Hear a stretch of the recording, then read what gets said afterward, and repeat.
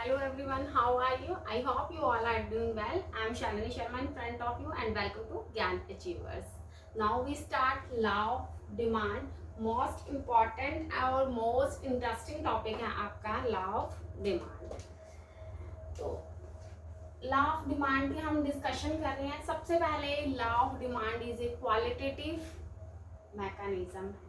Qualitative mechanism क्यों है? Because it only describes the direction but not express how much effect. I am discussing about law of demand. Okay, तो law of demand के अंदर ये आपको सिर्फ और सिर्फ डायरेक्शन बताता है कि आपका प्राइस में चेंज आने से डिमांड में क्या चेंज आ रहा है, इंक्रीमेंट हो रहा है, डिक्रीमेंट हो रहा है.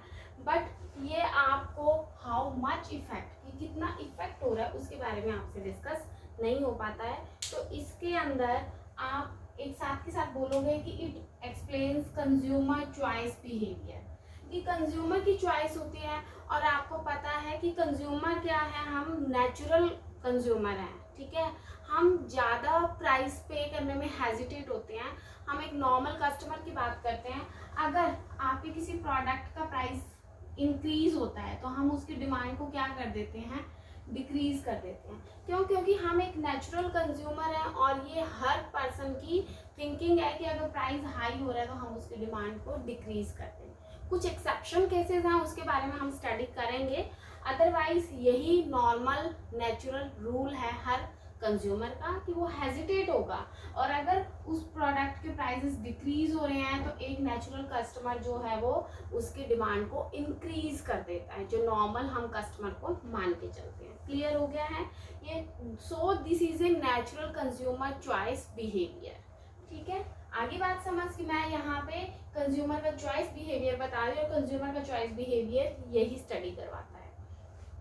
नेक्स्ट वन है, इससे पहले आपको एक ये बात पता होनी चाहिए कि लॉ ऑफ डिमांड क्या कहता है. लॉ ऑफ डिमांड बोलता है कि व्हेन प्राइसेस इंक्रीज तो डिमांड क्या हो जाती है, हमारी डिक्रीज हो जाती है. ठीक है, मान लीजिए कोई भी आप प्रोडक्ट लेके जाते हैं, आपको मान लीजिए ड्रेस ही लेनी है.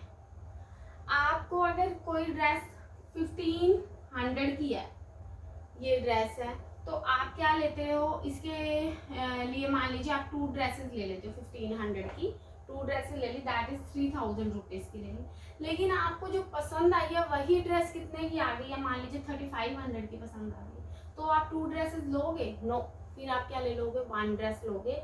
या आपको मैं ये बोल देती हूँ कि अगर प्राइस 1500 है और 1500 से प्राइस क्या हो गया किसी प्रोडक्ट का 1000 हो गया है, तो आप क्या कर दोगे, डिमांड जो आपने 2 ले रखी थी अब डिमांड आपने 3 कर दिया, इंक्रीज कर दिया. तो इट मीन्स जब प्राइजेस आपके डिक्रीज होते हैं तो आप डिमांड को इंक्रीज कर देते हो. यही लॉ ऑफ डिमांड है. जो मैंने आपको लास्ट क्लास के अंदर टाइप्स ऑफ डिमांड में प्राइस इफेक्ट बताया था, तभी मैंने आपके साथ डिस्कस किया था कि प्राइस इफेक्ट के अंदर लॉ ऑफ डिमांड ही हम प्राइस इफेक्ट को बोलते हैं. क्लियर है बच्चे? बट इसके अंदर एक पॉइंट आपको ध्यान में रखना है कि अदर फैक्टर्स आर कांस्टेंट. अब अदर फैक्टर्स क्या होते हैं उसके बारे में स्टडी करते हैं, लेकिन अदर फैक्टर्स को एक इकोनॉमिक्स लैंग्वेज में एक पर्टिकुलर वर्ड बोला जाता है, दैट इज सेट्रिस पैरिबस. ठीक है, तो आपने कंफ्यूज नहीं होना, ये कॉम्पिटिटिव एग्जाम्स के लिए बहुत इंपॉर्टेंट है कि व्हाट इज सेट्रिस पैरिबस.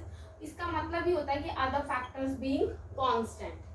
अब लॉ ऑफ डिमांड का मैं रिलेशनशिप आपसे मेजर कर रही हूँ. लॉ ऑफ डिमांड का एक तो क्या होता है, इनवर्स रिलेशनशिप होता है डिमांड और क्वांटिटी डिमांड के अंदर. ठीक है, मीन्स जब प्राइसेस इंक्रीज होंगे तो सॉरी डिमांड एंड प्राइस है यहाँ पे, कि जब प्राइस आपके इंक्रीज होंगे तो डिमांड क्या हो जाएगी, डिक्रीज, और प्राइस डिक्रीज तो demand increase. So this is A inverse relationship हो जाता है. अब इसके अंदर ये फंक्शन है कि demand of X commodity is the function of price of X commodity, price of related goods, income, taste, expectations. ठीक है, तो यहाँ पे जो डिमांड है एक्स कमोडिटी की, वो किसका फंक्शन है, price of X commodity. X commodity यहाँ पे मान लीजिए आइसक्रीम लेके चलते हैं हम, कि डिमांड जो है वो आइसक्रीम की किस प्राइस जो है आइसक्रीम पे भी इफेक्ट करता है, और जबकि price of related goods, income, taste, expectation, these are constant. मैंने बोला ना आपको अदर फैक्टर्स आर कांस्टेंट। तो सिर्फ और सिर्फ जो लॉ ऑफ डिमांड है वो सिर्फ प्राइस और डिमांड का रिलेशनशिप शो करता है। तो डिमांड एक्स कमोडिटी की ये हो गई और प्राइस एक्स कमोडिटी का ये हो गया। तो मतलब सिर्फ और सिर्फ इन दो के बीच में रिलेशनशिप को मेजर किया जाएगा। बाकी जो प्राइस ऑफ रिलेटेड गुड्स है, इनकम, टेस्ट, एक्सपेक्टेशंस, पॉपुलेशन और आपके डिफरेंट कंज्यूमर्स हो गए हैं, बहुत सारे अगर फैक्टर्स हैं उनके बारे में हम डिस्कस यहाँ पे नहीं करते हैं। वो सारे के सारे फैक्टर्स जो हैं वो सेट्रिस पैरिबस है, मींस कांस्टेंट है। कांस्टेंट का मतलब ही क्या हुआ कि उन पे कोई भी इफेक्ट नहीं पड़ता है।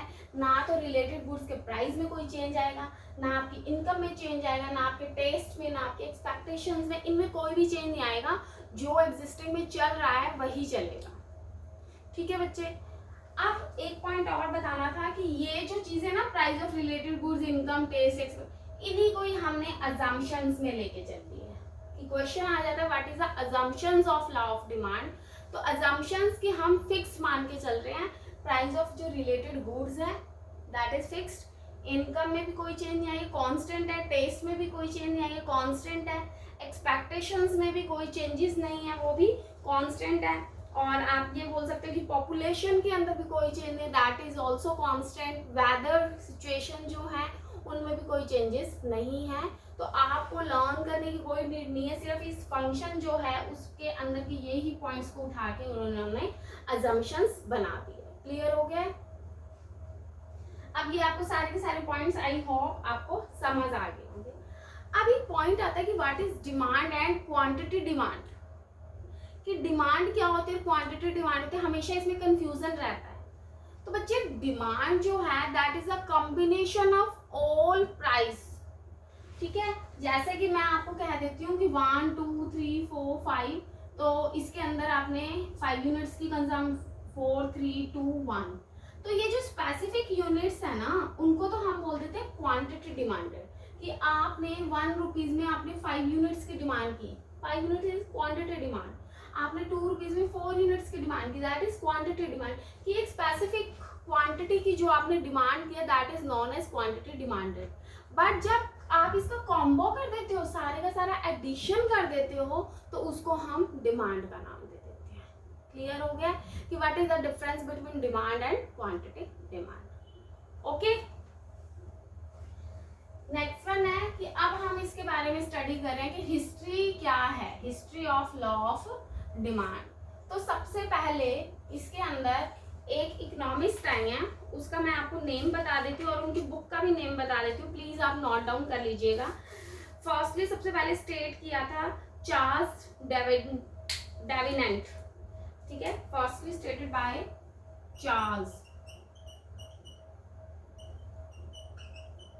DEAVENT।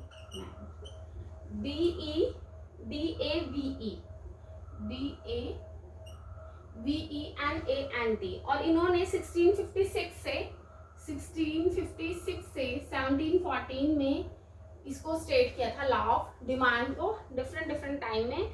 और इन्होंने एक अपना एसे बनाया था, प्लीज आप नोट कर लीजिए एसे का name, probable methods of making people gainers in the balance of trade. एक बार फिर रिपीट कर देती हूँ, probable methods of making people gainers in the balance of trade. इसके अंदर इन्होंने रिलेशनशिप बताया था कि price of wheat and the harvest, कि वीट जो है प्राइस वीट के प्राइस से आपकी फसल जो है उसमें 50% का डाउन हो गया था, कि वीट के प्राइस की वजह से 50% का डिमांड के अंदर चेंज आ गया था। उसको हमने नाम दे दिया है यहाँ पे। आप इसके बारे में कोई ज्यादा स्टडी मत करो, सबसे पहले आप यही स्टेट कर दो कि चार्ल्स डेविनेंट ने अपनी सबसे पहले लॉ ऑफ डिमांड को स्टेटेड किया था। नेक्स्ट वन, उसके बाद ये बहुत इंपॉर्टेंट है, एल्फ्रेड मार्शल।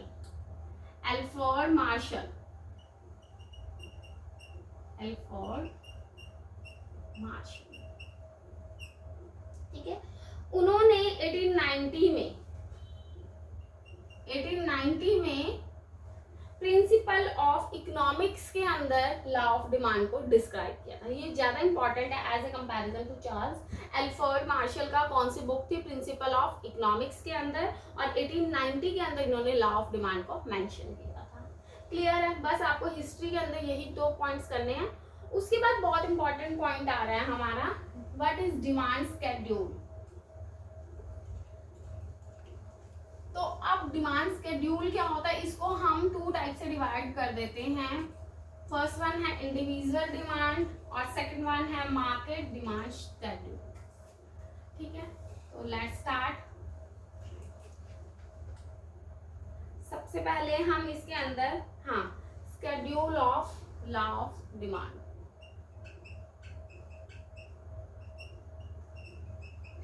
तो आप पहले तो ये देखिए कि स्केड्यूल का मतलब ही क्या होता है। जब हम टेबल प्रेजेंटेशन कर देते हैं, ठीक है, टेबल की फॉर्म में प्रेजेंट करते हैं, that is known as schedule of law of demand. इसको हमने 2 टाइप से डिवाइड कर दिया है। फर्स्ट वन है individual and second one is market.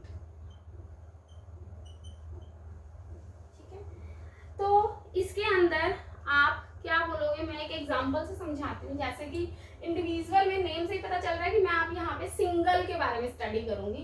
तो इंडिविजुअल के अंदर मान लीजिए प्राइस लेके चलते हैं, हम प्राइस ऑफ आइसक्रीम ही ले लेते हैं। पर यूनिट मान लीजिए 5, 10, 15, 20, 25। तो जो ए कस्टमर है उसकी डिमांड देखिए कितनी आती है। डिमांड ऑफ ए कस्टमर,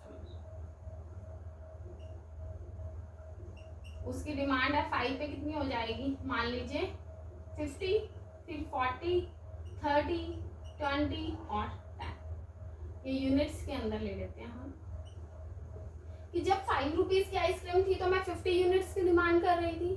ठीक है ना, हो रहा है ना। प्राइसेस देखिए 5 से 10 हुए, जब 5 से 10 इंक्रीज हुए तो आपने यूनिट्स, पहले आप 50 ले रहे थे और अब आपने कितने यूनिट्स ले लिए, 40। इट मींस आपने डिमांड को क्या कर दिया, डिक्रीज। जब प्राइसेस आपके इंक्रीज हो रहे हैं तो डिमांड को आप क्या करते जा रहे हो, डिक्रीज कर रहे हो। देखो प्राइस 5, 10, 15, 20, 25, प्राइसेस आपके इंक्रीज हो रहे हैं तो डिमांड आपने क्या कर दी, 50, 40, 30, 20 एंड 10। तो आपने डिमांड को डिक्रीज कर दिया।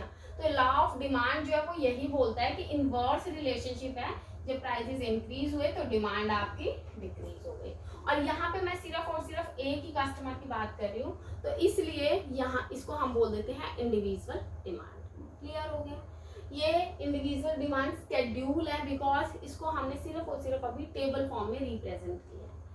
अब आती है बात मार्केट डिमांड स्केड्यूल की। बच्चे जब मार्केट डिमांड स्केड्यूल के बारे में बात करेंगे तो हम नंबर ऑफ कस्टमर्स को लेके चलेंगे। तो इसके अंदर मैं कॉम्बो कर देती हूँ, जैसे ये ए कस्टमर है उसी तरह से बी का एडिशन कर देती हूँ। बी में कितने हो गए हैं, मान लीजिए 5 पे आप कितना ले रहे हो, 30, 25, 20, 15 और 10 ले रहे हो। आगे बात समझ? तो इस तरह से आपने बी कस्टमर ले लिया, आप नंबर ऑफ कस्टमर्स लेके चल सकते हो। मैं आपको सिर्फ 2 कस्टमर की, मार्केट के अंदर सिर्फ 2 कस्टमर्स हैं और उसके बारे में बात करें।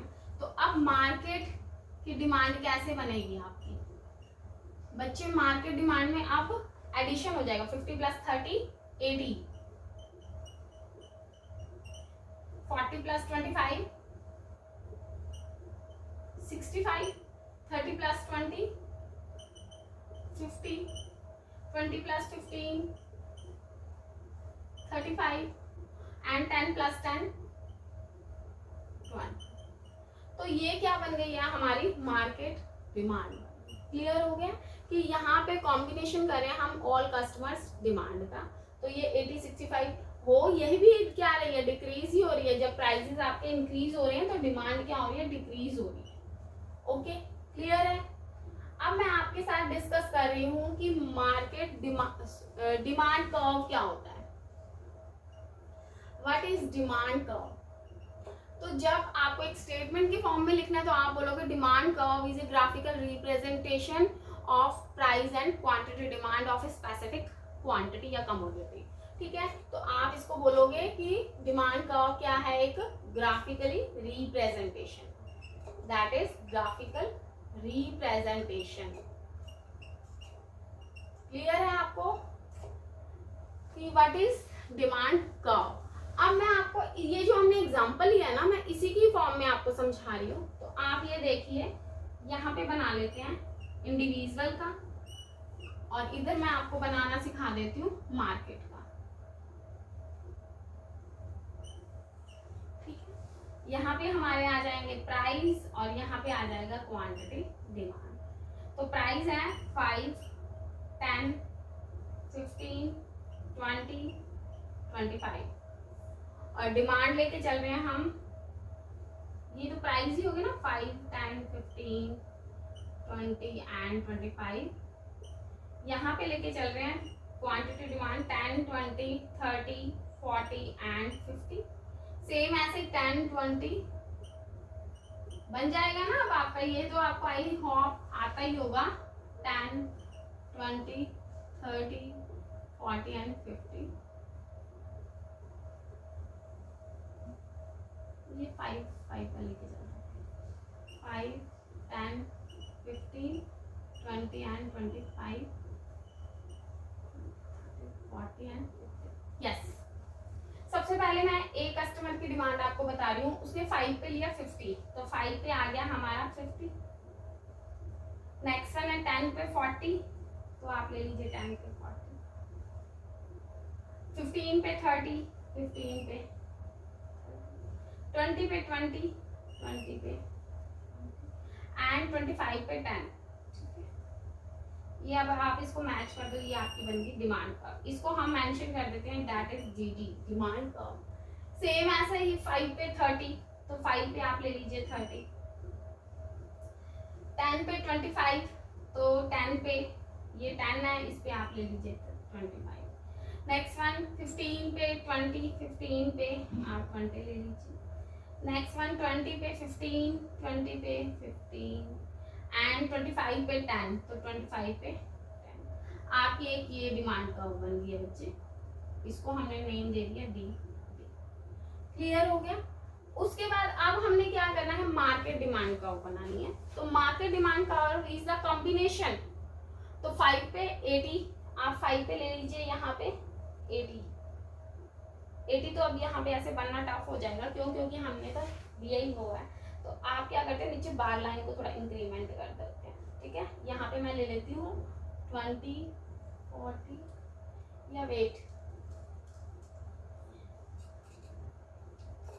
ये देखिए मार्केट डिमांड का कैसे बनानी है। 50 प्लस 30 एडिशन कर देते हैं 80, 40 प्लस 25 कितना हो गया 65, 30 प्लस 20 50, 20 प्लस 50 35, 10 प्लस 10 20। तो ये देखो मार्केट डिमांड का यहाँ पे बना देती हूँ, ये है 10, 20, 30, 40 एंड 50। यहाँ पे आ गया 10, 20, 30, 40, 50, 60, 70 एंड 80। ठीक है, तो अब कर लीजिए 50 प्लस 30, यहाँ पे आ जाएगा 80। तो 5 पे 80, 5 पे आप ले लीजिए 80, ये रहा 80। ठीक है, 10 पे है 65, तो 10 पे 5, 10, 15, 20, 25। अब थोड़ा बड़ा बन जाएगा साइज, तो 5 पे आप ले लीजिए 80, 10 पे 65, 65 आपका यहाँ बन जाएगा। नेक्स्ट वन है 15 पे 50, 15 पे 50, और 20 पे आपका आ गया 35, तो 20 पे 35 ये ले लीजिए, और 25 पे 20, 25 पे। तो ये आपकी मार्केट डिमांड कर्व बन गई है। ठीक है, जब आप पूरा बार ग्राफ से बनाओगे तो इस ए कस्टमर और बी कस्टमर का जब आप कॉम्बो करोगे तो ये आपकी बन जाएगी इसके अंदर मार्केट डिमांड कर्व। और ये क्या होगी, आपकी ग्राफिकल रिप्रेजेंटेशन हो गई है। यहाँ पे आप लिख सकते हो कि it is a combination of 50 plus 30 and this is 40 plus 25। ठीक है, तो ये आपका क्या बन गया है यहाँ पे, मार्केट डिमांड कर्व। क्लियर है। कि यहाँ तक कि आपको मैंने इसके अंदर स्केड्यूल भी समझा दिया है और आपको मार्केट डिमांड का ग्राफिकल रिप्रेजेंटेशन जो है डिमांड कर्व की, चाहे वो इंडिविजुअल डिमांड कर्व हो या मार्केट डिमांड कर्व हो, हमने उसके बारे में भी स्टडी कर लिया। अब हम करने जा रहे हैं यहाँ पे कि why demand curve slope downward. मैंने आपको ये बताया कि डिमांड कर्व जो है उसका स्लोप कैसा होता है, ये बनती है हमारी डीडी लेफ्ट टू राइट और डाउनवर्ड बनती है डिमांड कर्व। डिमांड कर्व क्या बनती है, लेफ्ट टू राइट और डाउनवर्ड बनती है। तो क्वेश्चन आ जाता है वाई ऐसा क्यों होता है। इसकी टू अप्रोचेस है, एक आ गई आपकी ट्रेडिशनल अप्रोच और एक बन गई है हमारी मॉडर्न अप्रोच। ठीक है, तो ट्रेडिशनल अप्रोच के अंदर हम बोल देते हैं law of diminishing marginal utility. Law of diminishing, बच्चे law of diminishing marginal utility क्या कहता है कि एक गिवन टाइम के अंदर जब आप ज्यादा से सक्सेसिव यूनिट्स यूज करते हो किसी भी कमोडिटी के, तो आपकी यूटिलिटी डाउन होने लग जाती है। आपको बहुत ज्यादा भूख लगी है, मान लीजिए यू आर वेरी हंग्री, और उस टाइम पे आपको मान लीजिए सैंडविच दिया जाता है।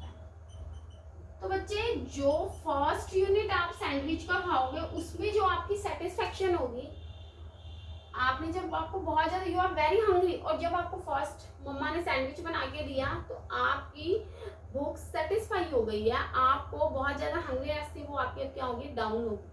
आपको सेकंड यूनिट मिला, आपने वो भी ईट कर लिया। आपको थर्ड यूनिट मिला, आपको मन नहीं था लेकिन फिर भी बहुत टेस्टी था तो आपने उसको ईट कर लिया। लेकिन फोर्थ पे आप कहोगे नो।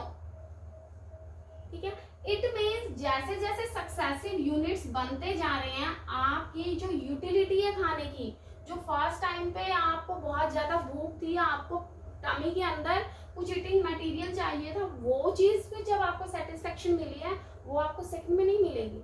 जो सेकंड में मिली है आपका इसमें चलो इट्स ओके खा सकते हैं, लेकिन सेकंड में तो आपकी टमी बिल्कुल फुल हो गई है तो आप थर्ड में नहीं इतना खा पाओगे। तो आपकी जो सक्सेसिव यूनिट्स हैं वो आपका क्या होता जा रहा है, डाउन होता जा रहा है। आपकी मार्जिनल यूटिलिटी जो है वो डाउन हो रही है। सक्सेसिव यूनिट्स तो सॉरी इंक्रीज हो रहे हैं। सक्सेसिव यूनिट्स जैसे जैसे आप इंक्रीज कर रहे हो आपकी मार्जिनल यूटिलिटी जो खाने की है वो आपकी डाउन होती जा रही है। क्लियर हो गया कि आपके first unit, second, third, fourth, first utility में आपने 10 खाए, उसके बाद आपने मान लीजिए 18 खा लिया, उसके बाद आपकी 24 हो गई है, क्योंकि यूटिलिटी इंक्रीज तो हो रही है आपकी लेकिन सेटिस्फेक्शन सबसे ज्यादा हाईएस्ट 10 थी।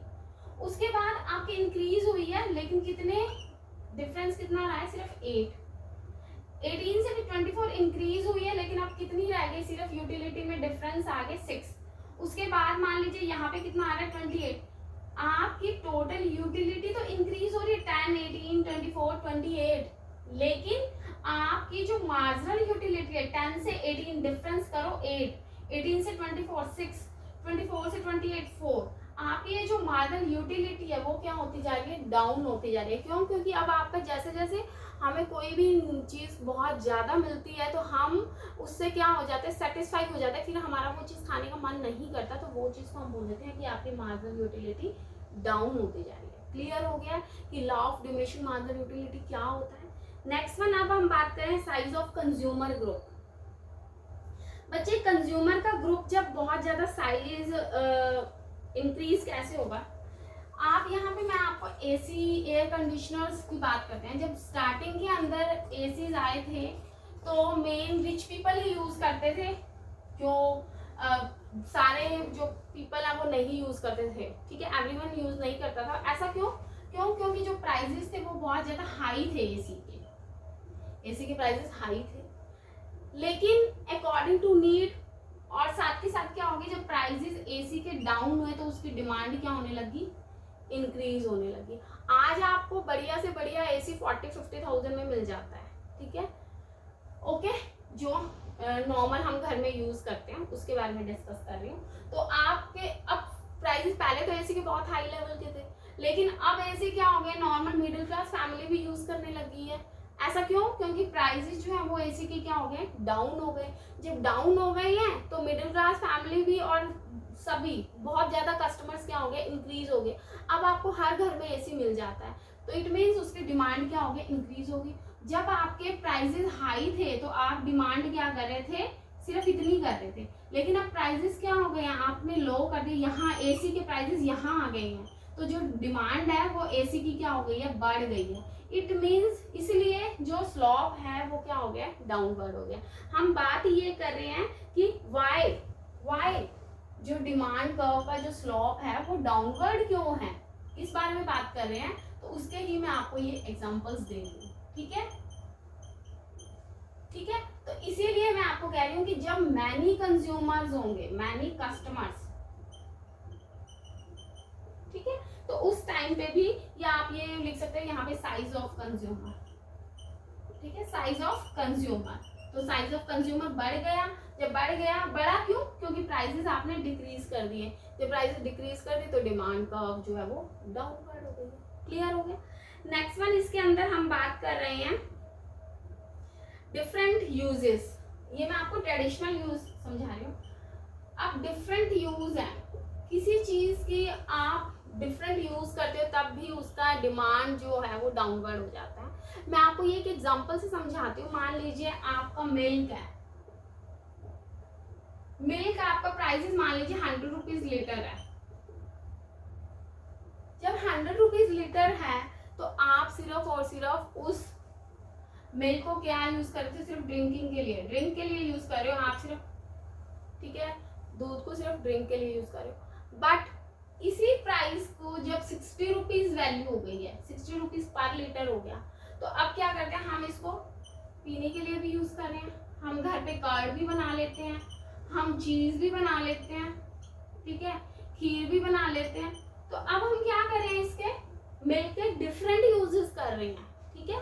क्यों? क्योंकि प्राइसेस 100 रुपीज से क्या हो गया, 60 रुपीज हो गया।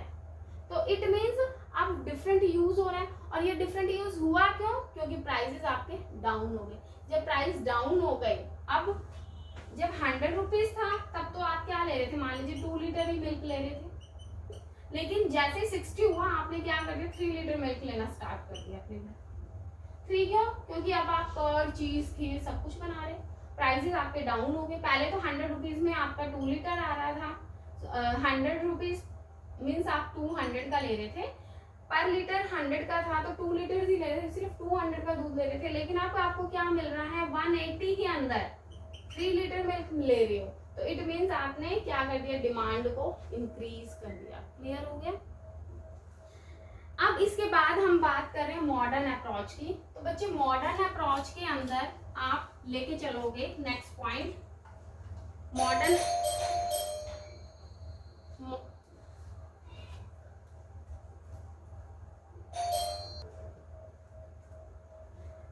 नेक्स्ट वन है हमारा मॉडर्न अप्रोच। तो मॉडर्न अप्रोच के लिए हम बात करते हैं सब्स्टिट्यूट, ठीक है। सब्स्टिट्यूट इफेक्ट क्या है कि टी एंड कॉफी, टी और कॉफी। बच्चे जब कॉफी के प्राइसेस क्या हो गए हैं, इंक्रीज हो गए, बट टी के प्राइसेस में कोई भी चेंज नहीं आया, तो आपने क्या कर दिया, टी की डिमांड को इंक्रीज कर दिया। आगे बात समझ। तो यहाँ पे जब हम मेंशन करेंगे कि यहाँ पे तो मान लीजिए कॉफी के प्राइसेस लेके चल लेते हैं, ठीक है, और यहाँ पे क्या लेके चल रहे हो आप, टी की डिमांड को लेके चल रहे हो। सब्स्टिट्यूट इफेक्ट की बात करें ना, तो जब कॉफी के प्राइसेस हाई हुए तो कॉफी की ही डिमांड लेके चलेंगे ना, कॉफी के प्राइसेस हाई हुए तो आपने कॉफी की डिमांड इतनी कर दी, लेकिन अब आने वाले टाइम में मान लीजिए कॉफी के प्राइसेस चेंज हो जाते हैं तो आप कॉफी की डिमांड को बढ़ाओगे, अदरवाइज क्या करोगे, कॉफी के प्राइसेस इतने हैं, आपने डिमांड क्या कर ली, ये कर ली, लेकिन अब कॉफी के प्राइसेस क्या हो गए, हाई हो गए, तो आपने कॉफी की डिमांड को तो क्या कर दिया, डाउन कर दिया, और टी की डिमांड को क्या कर दिया, हाई कर दिया। तो ये चीज क्या हो गई है आपकी डिमांड कर्व। तो डिमांड कर्व के प्राइसेस जो है वो, डिमांड कर्व का स्लॉप जो है वो डाउनवर्ड हो गया। ओके, आगे बात समझ। अब बस यही आपके सारे के सारे पॉइंट्स थे। यस, इनकम इफेक्ट को और लेके चलो इसके अंदर आप। बच्चे इनकम इफेक्ट क्या होता है कि जब इनकम में आपकी रियल इनकम में चेंज आ जाता है। अब रियल इनकम कि किसी भी कमोडिटी के प्राइस में चेंज आने से आपकी रियल इनकम में कितना चेंज आता है। मैं आपको एक एग्जांपल से समझाती हूँ। मान लीजिए आपकी इनकम कितनी है, 300 रुपीज है पर डे की, ठीक है। ये मैं आपको मान लीजिए सिर्फ ये कहती हूँ कि आप इसमें सिर्फ फ्रूट्स ही यूज अपना कंज्यूम करते हो, तो 50 रुपीज पर केजी आपका एप्पल है। जब एप्पल आपका 50 रुपीज पर केजी है तो इन 300 रुपीज से आप कितना एप्पल ले रहे हो, 6 केजी। लेकिन अब कमोडिटी एप्पल के आपके प्राइसेस क्या हो गए हैं, डाउन हो गए। जब आपके प्राइसेस डाउन हो गए तो आप एप्पल तो वही 6 केजी ले रहे हो, तो अब आपका कितना हो जाएगा, 6 केजी कितने में आ जाएगा, 240 रुपीज में आ जाएगा, ठीक है। तो आपका जो 60 रुपीज है वो क्या हो गया, आपकी रियल इनकम हो गई है। क्लियर हुआ कि किसी कमोडिटी के प्राइस में चेंज होने से आपकी इनकम में जो चेंज आया, कमोडिटी में कितना चेंज आया, 50 से 40 रुपीज आया, तो प्राइस में आपके चेंज आने से आपकी इनकम जो है वो पहले इनकम 300 रुपीज में आप 6 केजी खरीद रहे थे, आपके पास कोई इनकम नहीं बन रही थी, रियल इनकम 0 रुपीज बन रही थी। लेकिन जैसे ही प्राइस में चेंज आया तो आपकी रियल इनकम कितनी हो गई, 60 हो गई, क्योंकि आपको वही 6 केजी एप्पल्स 240 रुपीज में मिल रहे हैं, ठीक है। तो आपको 240 रुपीज में मिल रहे हैं, तो आपको अब 60 रुपीज आपका रियल इनकम हो गया। तो क्लियर हुआ कि प्राइसेस के डाउन होने से आपके रियल इनकम में कितना इफेक्ट हुआ। तो ये सारे के सारे पॉइंट्स हैं कि why demand curve slope downward. आज के लिए इतना ही है। आप प्लीज ये सारे का सारा लर्न कीजिए, रिवाइज कीजिए और कॉन्सेप्चुअल अपनी क्लैरिटी कीजिए। अब मिलते हैं हम अपनी नेक्स्ट क्लास के अंदर। कोई भी आपको इससे रिलेटेड प्रॉब्लम है तो प्लीज आप मुझे कमेंट बॉक्स के अंदर मैसेज कीजिए, I will solve it. And thank you so much. Have a nice day. God bless you. And please like, subscribe and share my channel. Thank you.